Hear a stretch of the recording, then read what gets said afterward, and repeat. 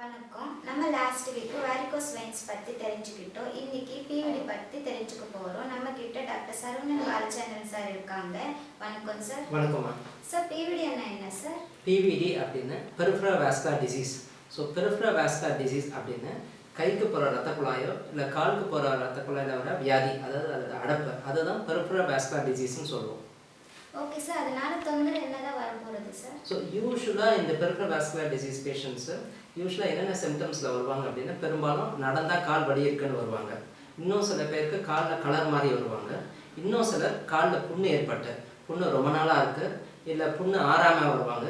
இன்னும் சிலர் காலில் இருக்க விரல்கள் வந்து கருகி போய் we called as gangrene. So இதெல்லாம் தான் various presentation and symptoms of peripheral vascular disease. Okay. PVD வந்தால் என்ன பண்ணணும் sir?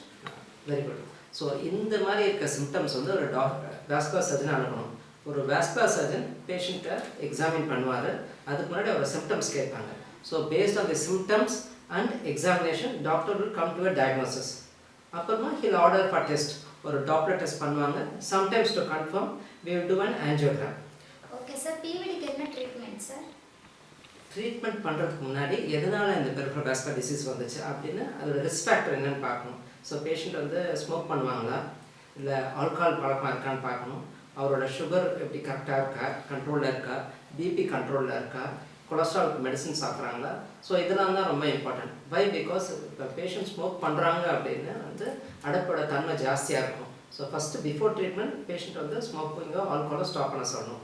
Number 2, paste on the angiogram will decide. இப்போ ரத்த குழாயோட அடப்பு பெருசாக இருக்குது, ஜாஸ்தியாக இருக்குது அப்படின்னு அந்த அடப்பை வந்து பைபாஸ் மூலமாக, அது we called as open surgery. Number 2, இப்போ பெரும்பாலும் வந்து ஓப்பன் சர்ஜரி அவ்வளோ பண்ணுறது இல்லை. ஓப்பன் சர்ஜரி பதிலாக நம்ம ஊசி போட்டு அந்த அடப்பை வந்து பலூன் மூலமாக சரி பண்ணலாம். அது பேர் ஆஞ்சியோபிளாஸ்டி. ஸோ இதில் வந்து various treatment for peripheral vascular disease. Okay. Thank you sir. Thank you ma'am.